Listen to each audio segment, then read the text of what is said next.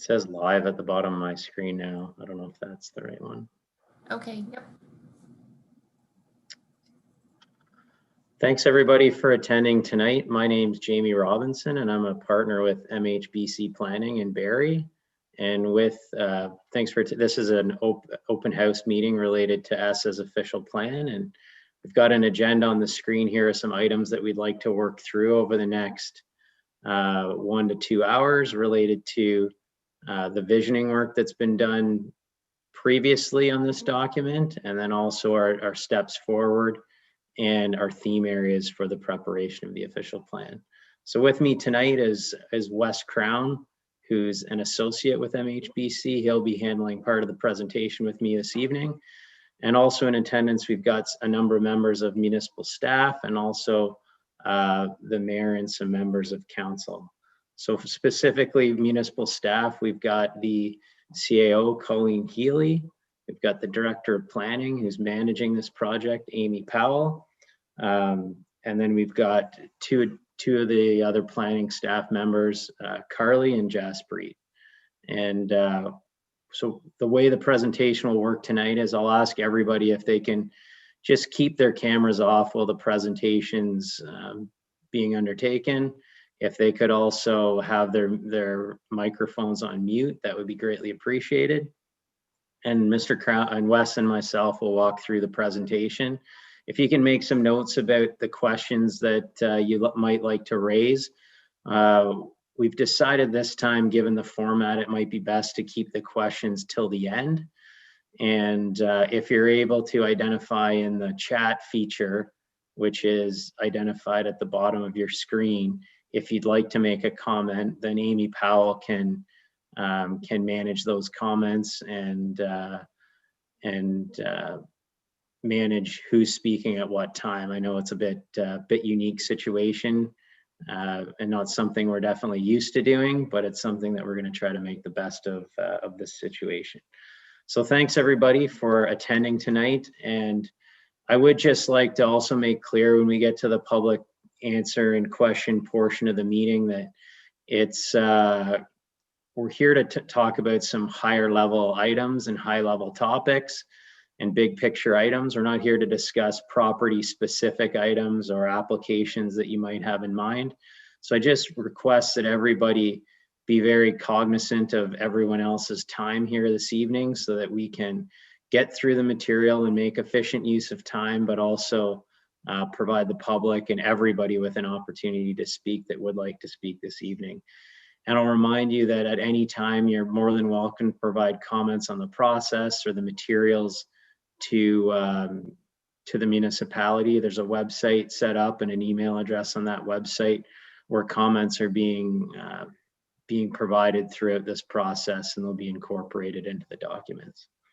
So just what we're going to do first is deal with a bit about the timing of the OP review and the county MCR, just a bit of an introduction to what that is. Talk a little bit about the visioning workshop, and then we'll talk about paths forward for this exercise. So I'm going to handle the first few slides, and then I'll turn it over to Wes Crown. So first off, in terms of process and timing, we're just sort of ending phase 1 and moving into phase 2, which is the preparation of the draft plan. And we're on target currently in terms of timing, and this project would be anticipated to be finished next year around this time or in a month or so from that. We intend to provide a couple drafts of the official plan through the process and ensure that public consultation is provided and those opportunities are provided throughout. As far as the county, what the county MCR process is this is referred to as a municipal comprehensive review. And it's a process that the province mandates that upper tier municipalities, such as the county of Simcoe, are required to undertake. And this is really, in short language, it's a growth management exercise. So it's to evaluate where growth should occur within the county of Simcoe and provide some allocations for that growth to the various municipalities. Part of that exercise is required by the province's planning documents. And these are the first 2 items that are identified and highlighted on the screen, are refinements to the agricultural system mapping and refinements to the natural heritage system mapping. Why those are important is because those are items for protection. The agricultural lands are where we get our food from, and natural heritage systems are areas that provide us with things like water and the protection of those important resources. So the key step in the first stage in the county process is to identify those areas and hopefully refine those areas so that there's a better understanding of the exact limits of those features, both in the township and throughout the county. And then as that project goes along, there'll be some refinements to the policy framework from a county perspective. Why that's important for us in this exercise here is that that county MCR will really determine whether or not there's an opportunity to expand any settlement area boundaries, for example, within the Township of Essa, and whether and how growth will be allocated going forward. There's still a lot of work to do on this official plan and a lot of information for official plans that falls outside that purview of specifically growth management and that MCR exercise. So those are the items that we're moving forward with as part of this official plan. But there may be a need to go back and revisit potential settlement area boundary expansions depending on the results of the MCR. Just in terms of the visioning exercises now and what we heard from the public, there's a lot of points to be made here. They're the next few slides. So I'll kind of hit on some of the highlights. I don't intend to review each and every one of these items, but this document is available on the municipality's website for review. Should you like to review these topics and in more detail. And what these items and what these responses from the public have really helped to do is provide some details on the theme areas that you'll see later in this presentation. So we've incorporated the existing official plan and these responses from the public about what's valued in the community, and tried to incorporate those into some theme areas on how we will go about drafting the new official plan for the township. So right now we'll just run through some of those public responses that have been provided. So there was no consistent response provided on how growth should be managed in the municipality, other than that growth should be directed to settlement areas. But there was some different ideas provided about which settlement areas should get growth and sort of how much. So there's some different opinions throughout the community on how that should occur. There is general agreement that growth needs to happen in an orderly manner. It needs to be well planned, and we need to protect those features that I alluded to previously, such as environmental features and agricultural lands. There's an identified need to support facilities and services that support your communities. And this all sort of relates to the aspect of lifestyle and some healthy communities and having really a nice environment and nice communities for people to reside in. There's also an identified need for there is a lack of affordable housing opportunities throughout the municipality, and that where possible through the official plan, we should strive to establish some policies to help establish additional opportunities and measures to promote affordable housing. Aligned with that was support for seniors, both from a housing perspective, but also from a community and a recreation perspective. There's comments about community design, about importance for providing policies related to light pollution and noise pollution. And we'll often hear terminology such as dark sky lighting is important to preserve those nighttime skies throughout the municipality, and especially in rural areas and those areas where we do value those nighttime skies. Again, appreciation of the township's natural assets and the features, both the natural heritage features, but you've got a number of rivers and natural areas in the municipality, and the important protecting those areas. And it really comes down to ensuring that development occurs in those appropriate areas that are set aside for development, but that we also protect those unique assets and resources throughout the municipality. The new official plan policy should also provide for additional enhancement of those features and particularly direction on tree planting and additional revegetation of areas throughout the municipality where appropriate. Those were comments we heard through both the last official plan visioning session as well as through the written comments that were provided on that document. What we'd also, other comment responses that were provided from the public included a desire to support small businesses and local businesses. So looking at policies, for example, for allowing for on-farm diversified uses and diversifying, providing for compatible land uses throughout rural areas that support local economic development. We heard some comments about providing opportunities for the cultural component as well of the area and providing opportunities for things like studios and those sorts of things throughout the settlement areas and the rural areas. Important to look at things like transportation corridors and infrastructure that supports both development but also moving people between the communities. And we heard comments related to providing not only transportation networks for moving people, but also recreational features such as trails or bike pathways or separated pathways on roadways to get people between the various communities that make up Essa Township. We heard comments that there was a perceived underutilization of existing commercial areas. So there might be some opportunity there for some additional intensification of existing commercial areas. And we'll look at policies that could potentially facilitate that. And there was overall general agreement that agricultural lands were sufficiently protected. Just carrying on this, and we're getting near to the end of the public responses, but some concerns about growth pressure on agricultural lands and making sure that they get protected. And that is not only a provincial initiative, but also a county and a local initiative as well to protect agricultural lands from sprawling development and support growth where it's appropriate in settlement areas or expanded settlement areas where the need is justified.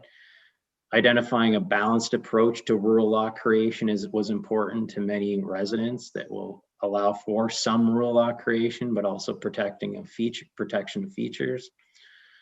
Again, I touched on-farm diversified uses, for example, and providing alternative income sources to farmers and rural property owners was important. We touched briefly already on that trail network and the cycling network being something that could be expanded upon in the municipality to support active lifestyles and really community building for families.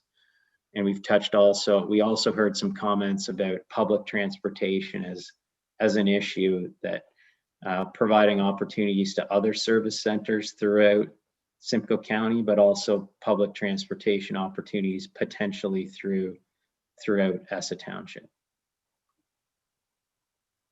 So Wes, I'll turn it over to Wes now. So those were really the comments that we heard. And I know I've run through those quickly, but what those have again helped to do is provide and lead into the theme areas of the official plan that we've identified through discussion paper 1 that will really set the stage for the development of the policies in the official plan, which is the next step in the process. So Wes, I'll turn it over to you. Yeah, thanks, Jamie. Good evening, everyone. Thanks again for taking some of your valuable time and participating with us this evening on helping us begin to write and prepare the new official plan for the Township of Essa. Just a reminder, virtual open houses are a different animal and new to many of us. Normally, what we would do is set up a series of discussion tables so that we could have multiple conversations about the various themes that we've identified and get everybody's input on all of those themes. We obviously can't do that this evening. So I want to remind you that there is the chat function at the bottom of your screen.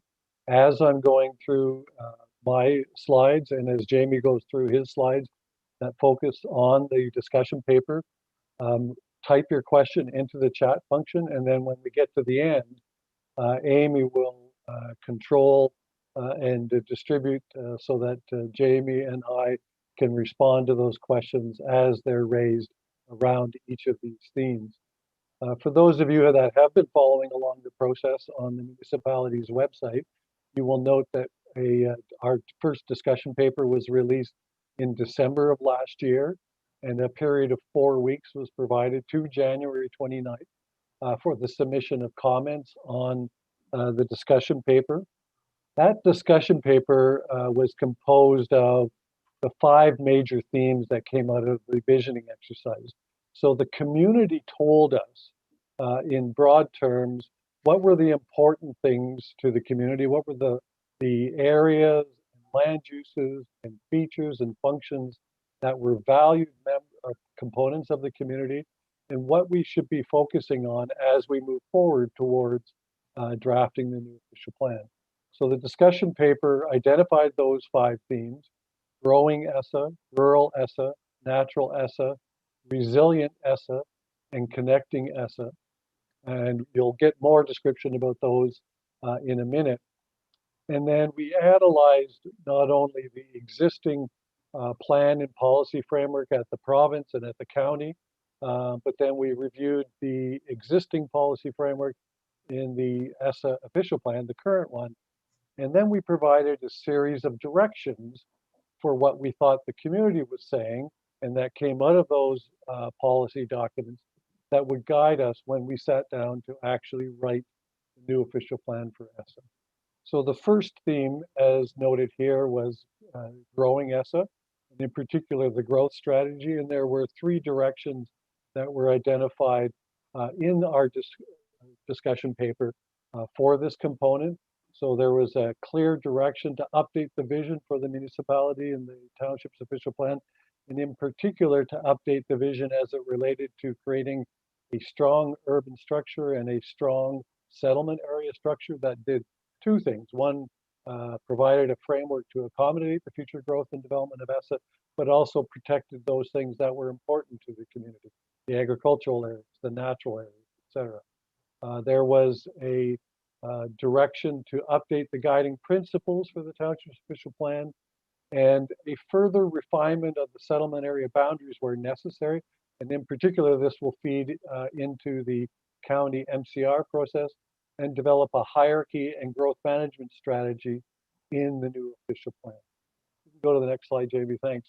There was a lot of policy direction that came out of this exercise around a housing strategy, and in particular, housing policies should be incorporated into the new official plan, dealing with things like affordable housing, attainable housing, additional residential units, and creating a framework where a range of housing built form and tenures would be permitted and accommodated, particularly in the settlement areas of Essa, like in Angus, which is its primary settlement area. Go to the next slide. Again, as part of that growing Essa theme, there were a number of directions that were identified around an employment strategy for the community. First of all, that employment lands and areas should be identified and designated in the new official plan, and this includes all of those employment lands within the municipality. There's a direction that we need to create policies protecting employment areas from conversion to non-employment development, and those should be added to the official plan. This is not only important for ensuring that Essa has the ability for people to find jobs in the community, but it's an obligation that the municipality has that flows out of the provincial policy statement and the growth plan. Direction number 3, as it relates to the employment strategy, deals with rural employment, and rural resource-based recreational employment uses should be enhanced as part of the new official plan for the Township of Essa. And it's interesting that the growth plan and the PPS do talk about the rural areas and the rural economy as being important to the province as a whole, and it's something that municipalities need to be enhancing as part of their new official plan. Lastly, and again, as part of the growing Essa theme, there's some specific directions around the infrastructure. And infrastructure would include roads, water, wastewater, stormwater management, and that range of municipal services that support and accommodate growth and development in the municipality. So the first direction is to update and modernize the water and wastewater servicing policies in the new official plan, and in particular to incorporate the servicing hierarchy that's set out in both the PPS and in the growth plan, where growth is allocated to those communities that have full municipal services, those that are partially serviced, and then down that list of hierarchy based on the type of servicing that's provided. Direction number 2 is to establish a full policy framework regarding stormwater management matters. And this includes best management practices when it comes to stormwater management approaches, and LID, or low impact development policies and guidelines, should be included in the new ESSA official plan. That's part of the growing best management approaches that municipalities should be incorporating into their planning documents, all their plans. Rural ESSA, when you think of rural ESSA, it both accommodates the agricultural areas and lands within ESSA and the rural areas of the municipality. And there's a series of directions that we identified in our discussion paper. These are 4 that are listed here, particularly as it relates to the agricultural lands and the agricultural economy, considering that the agricultural economy is an important component of the ESSA economy. So review the lands designated agriculture in the township's official plan, and actually work in harmony with the county through its MCR as they go through the process of refining the provincial agricultural system that's been identified through the growth plan.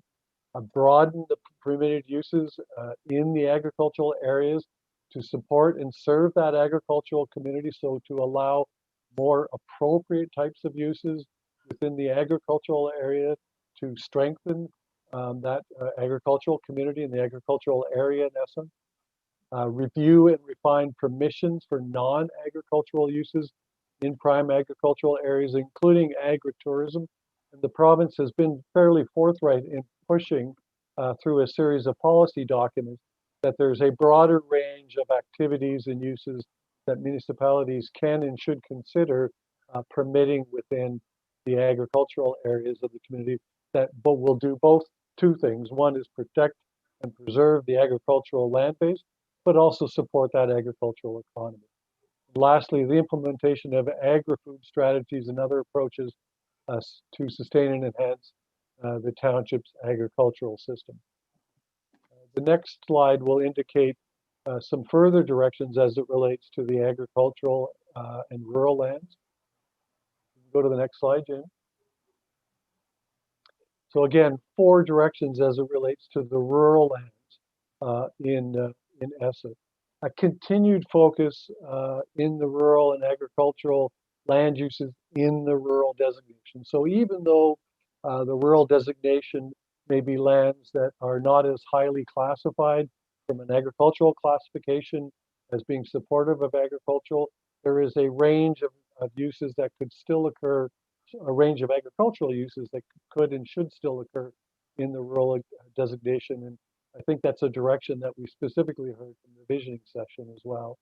Residential development should be limited in the rural designated lands, and that means that we need to have a very close look at the policies in the official plan about new rural lot creation in the rural area, and that's direction number 3 as well. And it's something that we'll have to take a look at, and I know that the county and the province will be taking a look at it as well. And the last direction, number 4, is the development of, again, supportive agritourism and ecotourism framework within the rural areas in ESSA. And lastly, a major component of the rural ESSA theme is the mineral aggregate resources that exist in those areas of the community and that we all rely on for the construction of our roads, the construction of our buildings, the construction of our schools, etc. So there are 4 directions that are listed here on this slide. So again, the continued recognition and importance of aggregate resources in the municipality, the review of the areas in the township with aggregate potential. The province has identified a range of areas in the municipality that have potential. And the municipality will need to, as part of preparing the new official plan, ensuring that those areas are identified on the maps and protected in the policies in the official plan. We need to identify areas where aggregate extraction is not permitted in the township in accordance with both provincial policies and the county's official plan. And lastly, to require an official plan amendment for all proposed new or expansions to existing aggregate operations. And this ensures that the community is asked to participate and is consulted about any new aggregate operation in the municipality. I think that's it, Jamie, for, yes. So the next series of slides is yours. Perfect. Thanks, Wes, for that. So we're going to shift gears a little bit. This relates to both the rural and the agricultural areas that Wes has provided some information on, but also applies in the settlement areas as well. And these are the directions that came out of the earlier sessions related to the natural heritage system and the natural environment. So the first direction is really the umbrella direction or the big picture direction that we're required to do, and that's to update the language in the official plan to be consistent with what is found throughout the province in the provincial policy statement and the growth plan. And that'll make the language also consistent with what's found in the County of Simcoe official plan. So that's direction one. It's really related to nomenclature and also the policy approach at a very high level to those natural heritage features. Direction two relates to implementation of a natural heritage system approach, and that includes the county's Greenland system and its natural heritage system and their policies. So the idea here is that the province through its planning documents and the county through the official plan requires a connected set of features. So you've got features that are connected by a number of series of linkages, and those ultimately form a natural heritage system within a municipality. That's a requirement that that natural heritage system approach be used, that interconnection, and that's a direction that'll be implemented through this official plan. Direction three relates to a review and an update of the environmental impact requirements and study requirements and policies. So the intention here is to provide a clear framework in the official plan for when an environmental impact study is necessary to evaluate a feature or a function, and also the set of information that's likely to be required to be included in that environmental impact study. So somewhat of a terms of reference. So there'll be that component in the implementation, but also direction on where and when those studies are required. Next set of directions relates to hazards. So hazard from a planning perspective is really related to flooding hazards and erosion hazards. They really fall into two categories, natural hazards, but also human-made hazards as well. So it'll be to update the first direction is to review and update the hazard provisions to ensure we've got a consistent approach in Essa Township to that of which the province requires. There's been some changes to the provincial planning documents related to natural hazards and human-made hazards from the time the current official plan was developed. So we need to implement those. Have some stronger policies and definition around the floodplain policies and potential mapping associated with those. We know we've got historic flooding issues in some areas and some settlement areas within the township. So it's to provide some clear direction for both protection of public health and safety perspective, but also clear direction for those wishing to develop about where development can occur and where it should not occur to avoid those flooding risks. Also to provide the third and final direction related to natural hazards relates to consideration impacts of climate change and how we should incorporate that into our planning in the official plan and how we evaluate land use over the next 20 years. That'll include things like stormwater management, for example. We've all seen examples recently throughout Ontario where stormwater management facilities may not have been adequate. to address the changing climate. So it's to ensure through the planning process and consideration of applications, and also through municipal works, that appropriate mechanisms and infrastructures in place to support that climate change. Often that relates to stormwater management items. The next area is related to water resources. So on that front, to ensure and develop source protection policies for your official plan that relate to the source protection legislation provided by the province. The County of Simcoe's included source protection policies within their planning documents. So what these are related to areas where municipal water supplies are protected. So it's restricting some land uses within proximity to municipal well supplies, and in those areas, we'll call them areas of influence or wellhead protection areas for municipal water supply. Big picture, it's to ensure that drinking water sources for municipalities are protected over the long term. And that's protected both from a quality perspective, but also from a quantity perspective. So ensure there's sufficient recharge of water supplies in areas that help to feed those municipal water supplies. So we'll ensure that policies are in place through this process to undertake those items. And then direction 2 relates to establishment of clear stormwater management policies. So a little bit of connection there between the previous discussion related to natural hazard features as well, and ensuring we've got appropriate stormwater management policies for what's occurring today and also the projections for the future. So we'll just move into the theme area of resilient Essa now. And then when I'm done with that, I'll turn it back over to Wes. But so from a resilient perspective, we're talking about climate change. So update the vision. So the direction we update the vision for the official plan to include some reference to climate change. It really wasn't at the forefront when the current official plan was prepared. So it is something that's important for land use planning and should be recognized in the vision.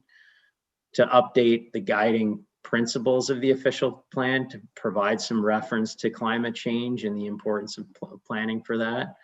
And then direction 3 is to weave or scatter throughout the official plan where appropriate policies that address items related to climate change.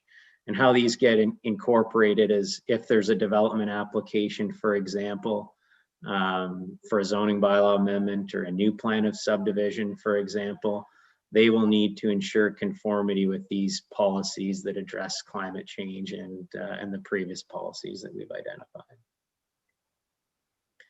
The next area of resiliency relates to the issue of energy. So ensuring that that the issue of energy is incorporated into the official plan. It's not something that's currently addressed in your official plan. To deal with things like renewable energy systems and where they should potentially be located, where there should be potential approvals for them, or where they should be allowed as of right. If you'll recall, the province previously exempted renewable energy projects from municipal planning approvals, but recently those sections of the Planning Act have been changed so that municipalities now do have an opportunity to regulate renewable energy systems. So some policy direction on those items, and also incorporate potentially some community energy plans within the official plan. So Wes, I think I'm turning, or so for healthy communities, I believe is the last one that I'm looking at. So healthy, what this relates to is really healthy community design, making sure there's an appropriate balance of developed areas, parkland, open space, some connections and trail facilities. Those are all elements of healthy community design. Also ensuring that there's an ability, there's commercial uses, for example, in proximity to residential uses, that people may be able to walk within your settlement areas to achieve the services and obtain services within the community. Some age-friendly community design, so to look at some best practices related to age-friendly design and how can we ensure and develop some policies to ensure that future development applications in the municipality consider different age-friendly items and also accessibility items within the community. And then also the third direction relates to complete streets, that where we have redevelopment of existing streets or new areas in the municipality, that there's an opportunity for not just moving roads, for example, or moving cars and traffic, for example, but also the ability for safe pedestrian environments where it's appropriate, and also opportunities for trail systems as well related to those streets. So those are some of the items related to healthy communities we'd like to implement into the official plan.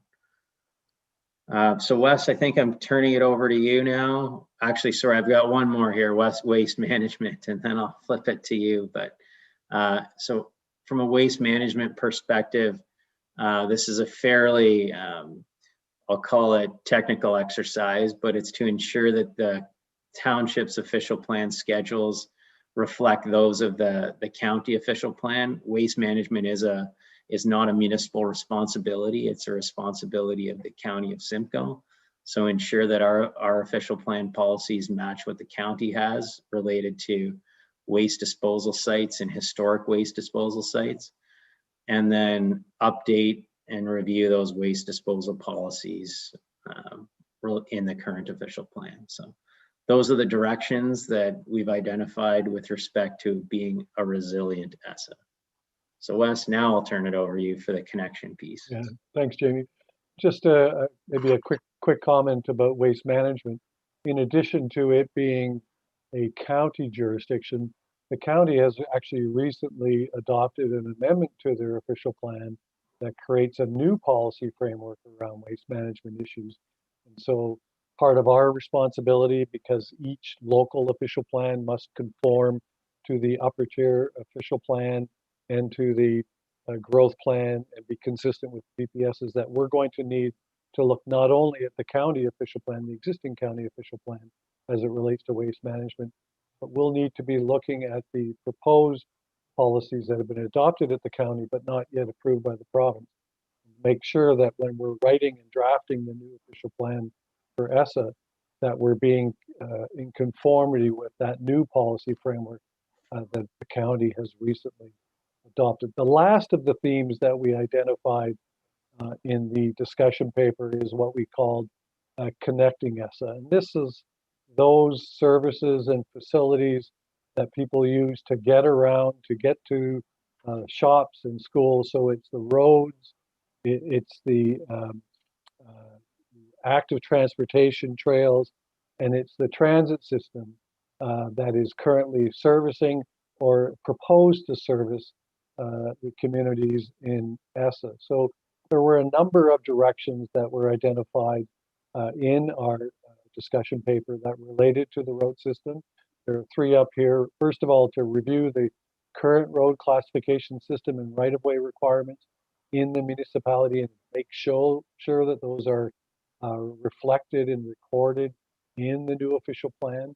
There are specific road width standards based on the classification. So an arterial road or a collector road, for example, is wider than a local road. We need to make sure that that road classification system and those appropriate right-of-way widths are incorporated into the new official plan. Second direction is to identify planned upgrades to road networks. And these would include upgrades both to provincial highways, to the county roads, and to any local roads that are identified in the municipality's capital works plan, for example. And the last direction, number three, is the development of context-sensitive road design standard requirements and criteria for complete streets. The county in its master transportation plan actually set out a series of context-sensitive road design requirements so that, for example, in the rural areas and maybe in the agricultural areas, the road designs would be appropriate to that particular setting, and the municipality should be incorporating those into the new official plan, and where appropriate, particularly in identified settlement areas, incorporating policies that would require complete streets. So these are streets that not accommodate not only cars and trucks, but also pedestrians and cyclists in a safe fashion to encourage people to use other modes of transportation to do their day-to-day activities and day-to-day lives. Next slide identifies two other directions that were identified for the road network in the municipality. First, the protection of key transportation corridors in the municipality to facilitate the continued movement of goods for the long term. So the municipality identifies that road classification system, and in particular, for example, arterial roads are particularly identified for protection for moving trucks and goods throughout the community, and any development adjacent to that road that would negatively impact that road's function as a goods movement corridor should be prohibited and be turned down by the municipality. Direction number 5 identifies that we need to ensure that the transportation infrastructure in the township can support future growth and development. And in particular, this relates to growth and development that's occurring within the identified settlement areas of the settlement structure within the township. Next slide deals specifically with active transportation. Oh, back one slide, Jane. Oh, is it transit next? Sorry. Sorry. Yeah, there are two directions that were identified with respect to transit. You'll recall Jamie identified in the vision exercises that we held in September and October of last year that transit was a particular interest and a concern that was identified by the community, something that the municipality needed to be thinking about in the long term. And it's something that we need to be supportive of when it comes to drafting the new official plan and making sure we have a policy framework that supports the continued rollout of transit, not only by the county, but also by the province in the municipality. So direction number 1 is to identify planned and potential transit routes and stations in the municipality and protect those through the new official plan. Direction number 2 is to provide policy support and identify opportunities for multimodal integration and linkages in the municipality. And this would include, for example, identifying car parks where people could park their cars and then connect to a GO Transit site or to the linked transit that's operated by the County of Simcoe.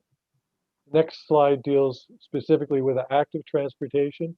And it's something that we heard consistently and loudly at the visioning session, was that the municipality needed to create a policy framework that would improve active transportation in the municipality. So direction number 1 is the inclusion of active transportation policies and planning guidelines in the new official plan, so that when new developments are happening or when roads are being reconstructed, that there's direction being provided that active transportation be considered in the detailed design and planning for those facilities.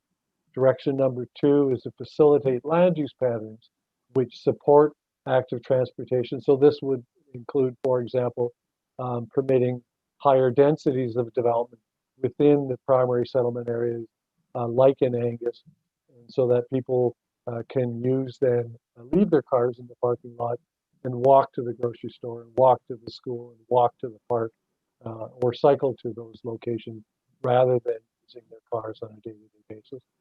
Direction number 3 is implement site plan design requirements and create a policy framework that would require that as part of the planning review and approval process, which again would promote multimodal transportation and complete streets in the municipality. So Jamie, if I could get you to go to the next slide, and then we'll come back to the questions. I just want to highlight sort of where we are in the process and what the next steps in the development of the new official plan. So we've had a vision exercise where we asked the community to identify what were the things and the areas in the community that they valued. We captured those in our discussion paper and have posted a series of directions that we're asking you to provide feedback on and comments on, both as part of the public release of the discussion paper and this evening. The intent next is to gather all those comments and prepare our second discussion paper and to report back to council on what we've heard from the community on those directions that were identified in our discussion paper number 1, and go to council and get concurrence that that's the direction that we should be taking with respect to preparing that first draft of the official plan. So it's important for Jamie and I, as the drafters of this document, to hear from the community, to make sure and to check in, are we going the right way? Have we captured the right themes? Have we captured the right important valued areas in the municipality? Are there other things that maybe we didn't identify that you think we need to at least consider for inclusion in the new official plan? And that's what we're hoping that we can hear from you this evening. And then, as indicated on the slide, once the draft new official plan is produced, there will be 2 drafts actually. There will be additional public engagement and consultation processes and opportunities for you to review that draft and provide detailed and thoughtful comments to the municipality as we work towards the end of the process, which we're targeting for March of next year for the completion of the new official plan. So maybe, Jamie, we don't necessarily need to go back to the previous slide, but this is where the opportunity is for us to hear from you and for Jamie and I and for the staff and council members to hear what your comments are with respect to, did we hit the nail on the head with respect to the directions that are set out in our discussion paper. Thanks, Jamie. And Amy, I'm going to turn it back to you. Thank you, Wes, and thank you, Jamie, very much. That was a great presentation. It really has captured everything that we've seen so far and a lot of what we've heard so far. So the chat session's going pretty well. There are a few people that would like to get some questions answered. So I'll begin with a question from Cheryl. And Cheryl is asking for clarification, does infrastructure include internet and cell towers? I can maybe take that one. Is that internet and cell towers is not typically a municipal responsibility. It's something that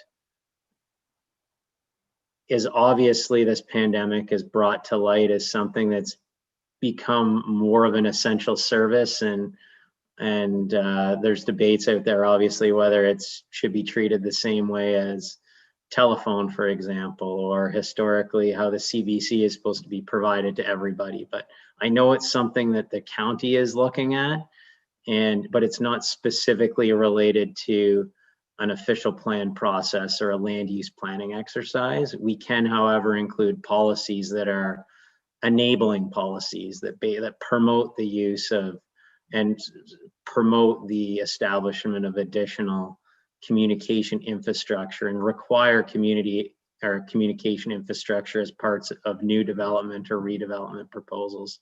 So those are the sorts of things that we can look at. We could also look at whether or not there should be a geographic distribution throughout the municipality of potential, if there were to be tower sites, for example, that were needed to facilitate internet and wireless connectivity throughout the municipality, if we should be identifying those types of sites through the process. So not specifically a municipal responsibility, but something we could look at including some helpful policies on. Thank you, Jamie, for that response, and Cheryl extends her thanks as well. So the next comment that we have is from Darren, Darren Vella. He says, hi, everyone, happy to be participating this evening. His question is, how will the hierarchy of settlement areas be determined? What steps can landowners take to be involved in this process? Do you want to take that, Wes, or you want me to do it? I'm easy either way. You're just on mute, Wes. Yeah, thanks, Jamie. I don't mind taking that. And, Darren, we'd certainly be happy to have conversations throughout the process. The discussion paper identified that there was a previous growth management strategy that was prepared for the municipality that defined a settlement structure and hierarchy for Essa, and the discussion paper indicated that the intent at this point in time is to implement that growth management strategy into the new official plan, and not specifically to change any of the settlement area boundaries at this time. As Jamie had indicated at the beginning of the exercise, the county is commencing its municipal comprehensive review, and that 18-month process will do a number of things. And in particular, will allocate growth, both population and employment, to each of the lower tier municipalities through that exercise. And then each of the lower tier municipalities like Essa will need to determine how it will allocate that allocated population and employment growth to its settlement areas. And so that's something that we're not going to be doing at this point in time. Darren, my suggestion is stay involved and stay plugged into the county MCR process and follow it along and follow along with the Essa OP review. And the only other thing I'd add to what Wes has provided is that it's likely a hierarchy will follow the hierarchy that's provided in the provincial policy statement and the county plan with respect to servicing, that at the top of the hierarchy are fully serviced settlement areas with municipal water and municipal sewer systems such as Angus, followed by your settlement areas that have partial servicing, mainly just a municipal water supply, and then followed by that by unserviced settlement areas. So that's likely to be the hierarchy that would be in play, and that's consistent with what the province and what the county requires. Thank you very much, Wes and Jamie, for that reply. Darren, did that fully capture your question?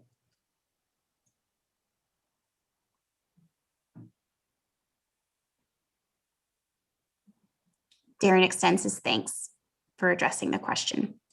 Okay, we're moving on to a question from Jeff Bolachowski.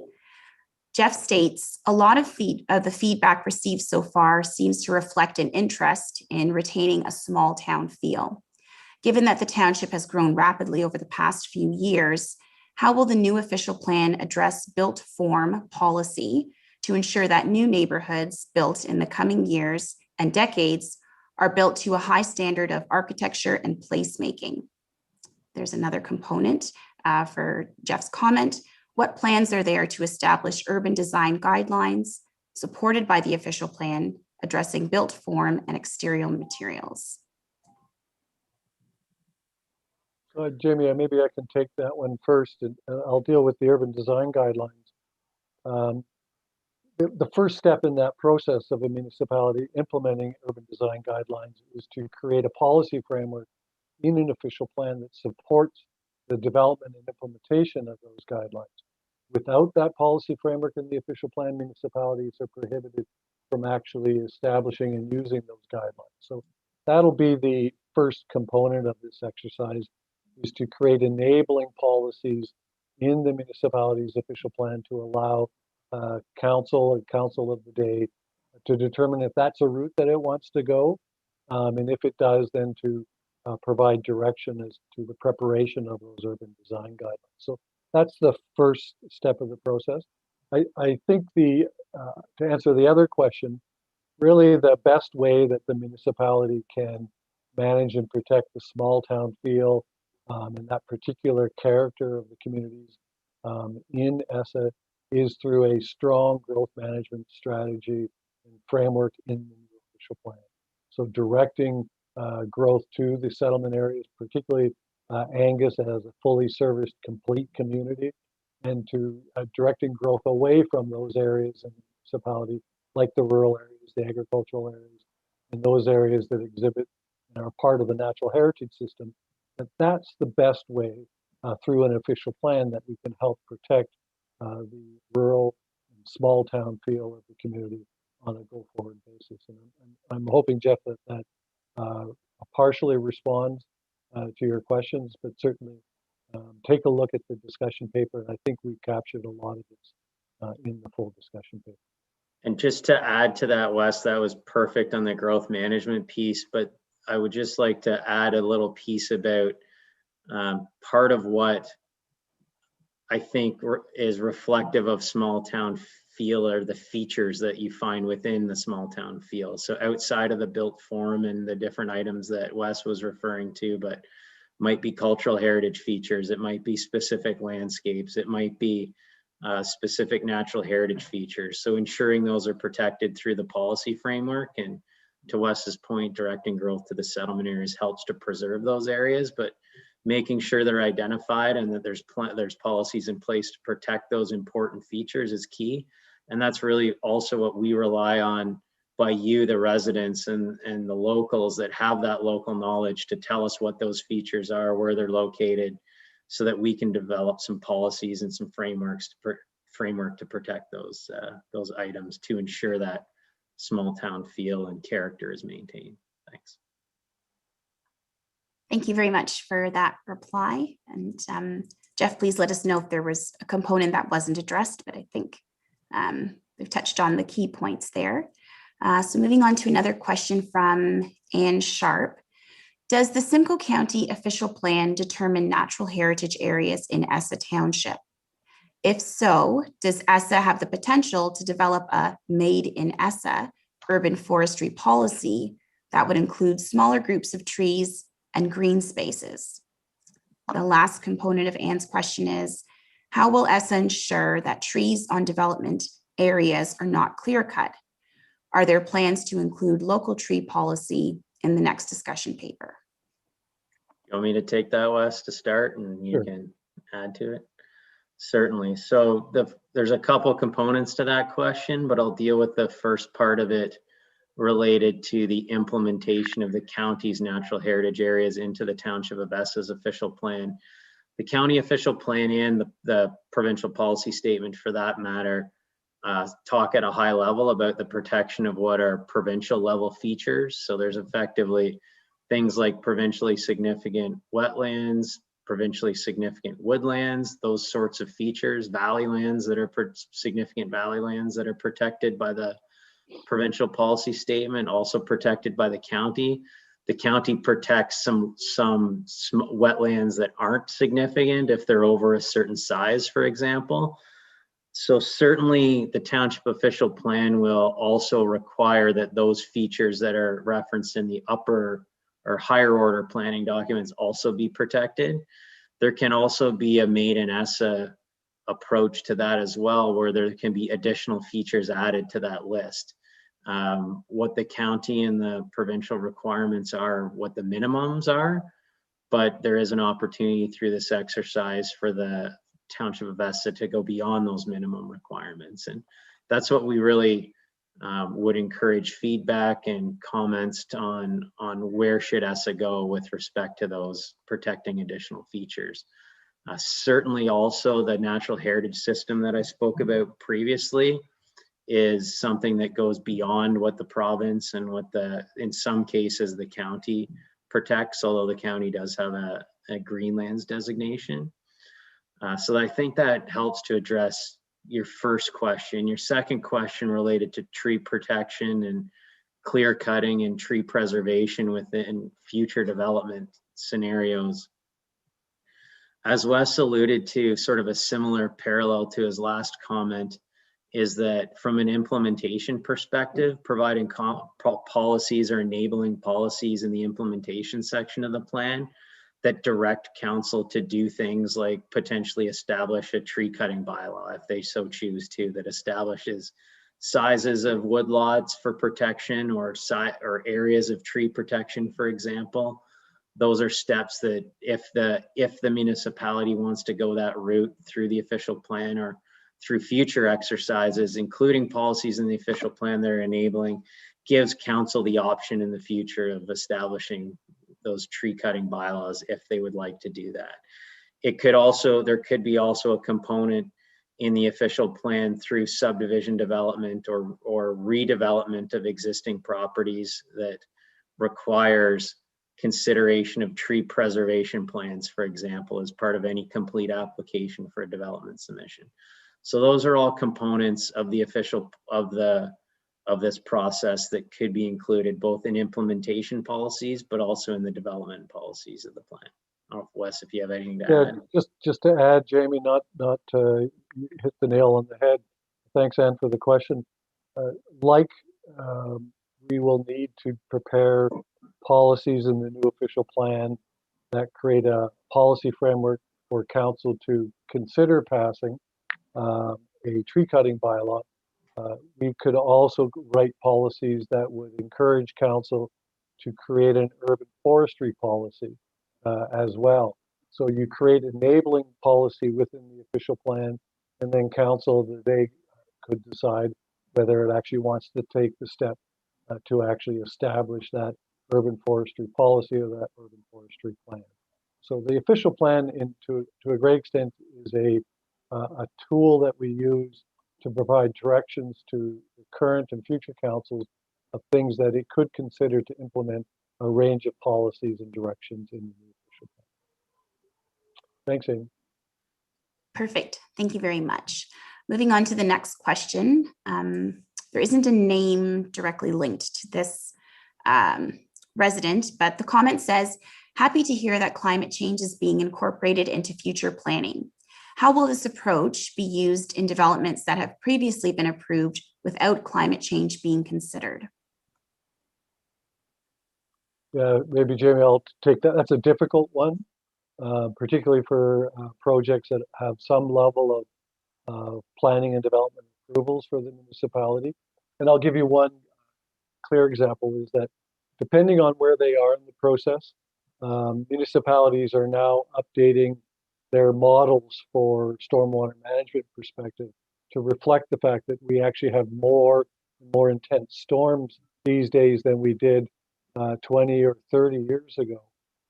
And so depending on where that development is in the process, if, for example, they have to prepare a stormwater management plan, and we've adopted policies that establish these new and climate change sensitive policies, then they may need to include those in their development review process.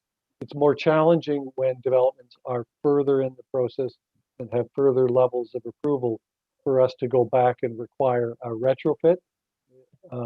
Really, the official plan is talking about a policy framework to consider and guide decisions on future development applications that are submitted to the municipality.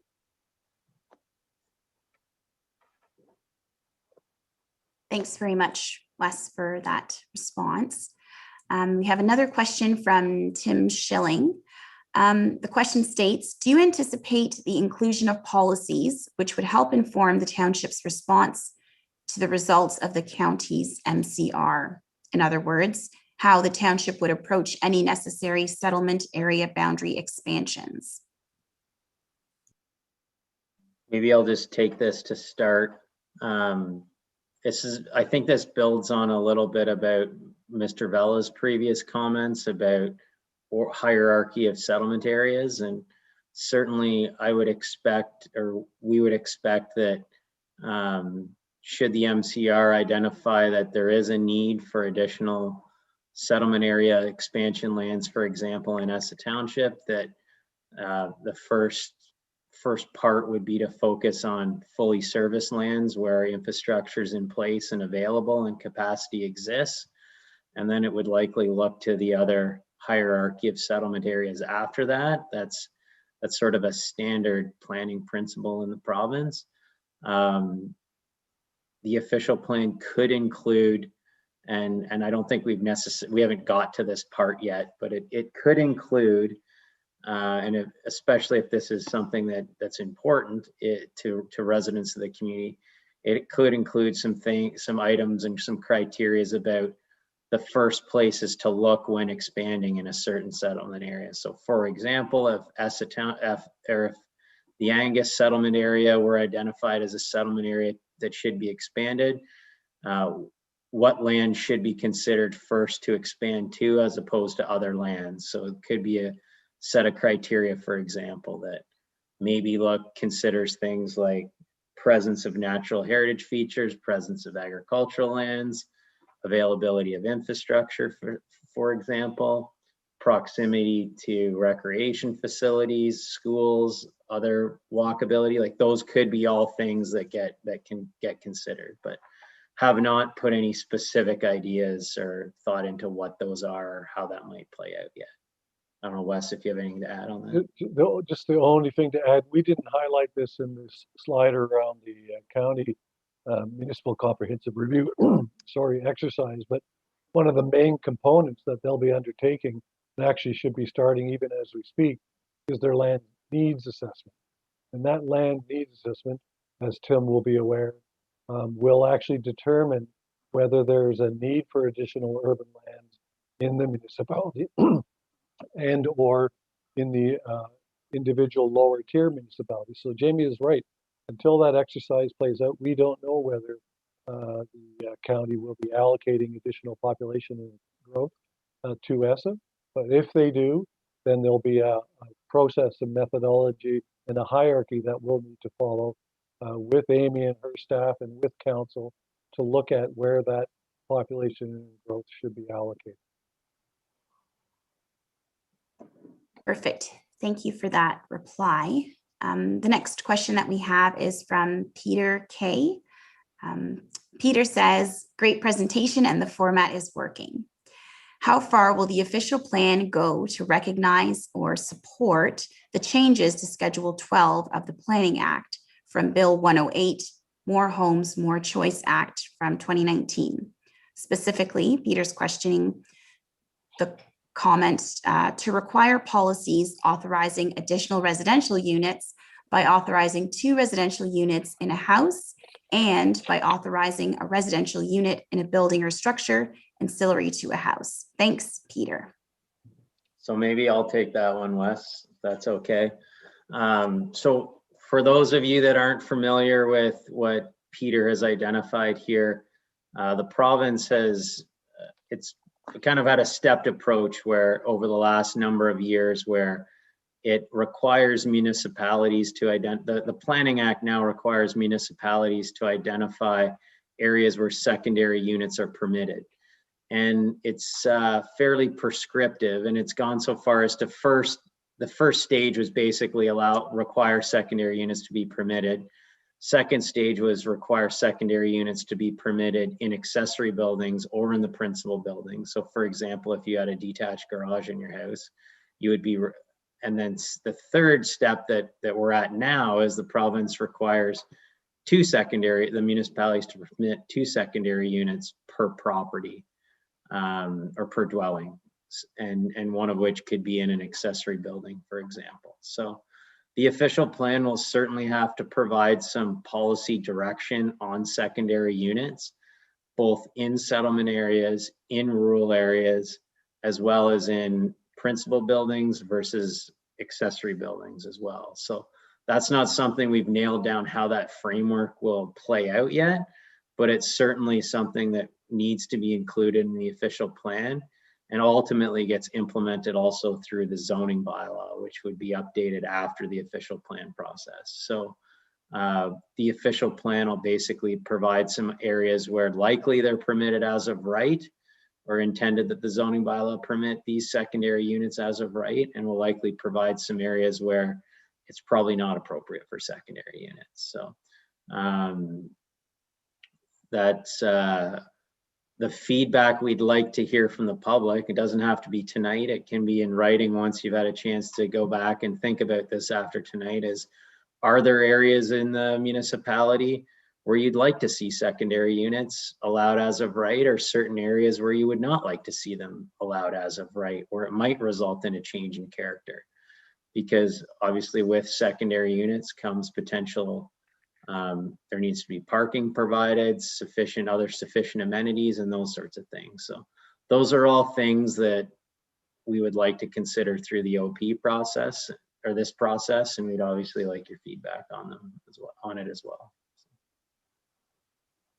Just as a bit of context from the Planning and Development Department, Peter, we are actually working on a report to Council that is to be presented in the month of March with some proposed policies, and we look to be going to a public meeting on this matter in the spring. So we'll definitely have some policies for review for the public and before council within the spring, prior to the completion of the official plan review. And Amy, don't forget the new term is now additional residential units, as opposed to second units or secondary units or accessory apartments. But the notion is that within ground-based residential units, whether it's single detached, semi-detached, or townhouses, these additional residential units is the policy framework that the Planning Act requires municipalities to consider.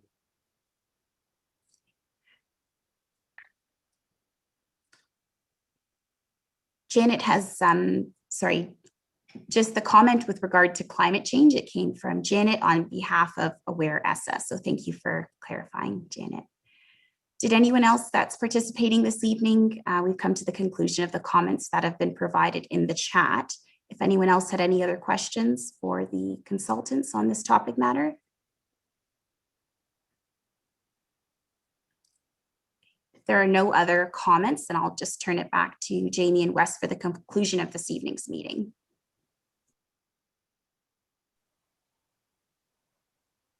Oh, so Jamie and I, we didn't chat. We didn't get to this part of the presentation.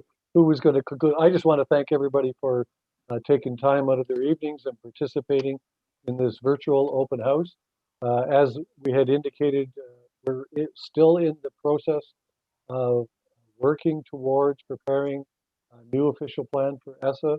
This meeting, the previous meetings, and the vision session are all part of helping us make sure that when we prepare that first draft to the new Essa official plan, that it reflects what the community wants to see in that document. As we indicated, there will be a discussion paper number 2. I believe, Amy, it's going to the second council meeting in March. And that will be reporting back to council on what we've heard through the discussion paper number 1 consultation process.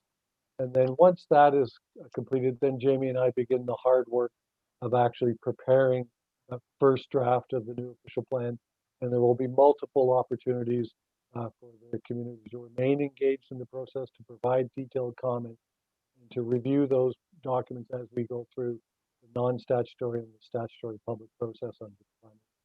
So again, my thanks to everyone. And we look forward to continuing to work with the community, with staff and with council as we prepare this important document for the township. Great. Yes. Just thanks everybody for taking time of your evening. We really appreciate it. And thanks to Amy for facilitating the session tonight. I think you did a great job. We never know what to expect with this new format. And I think it worked out quite well. It was an efficient use of time, an efficient way to get questions in and our message across. And we do encourage people to follow along the township's website. There is an official plan link where this document's provided and all the previous documentation is provided, and where it's basically a homepage for this project. So please follow along.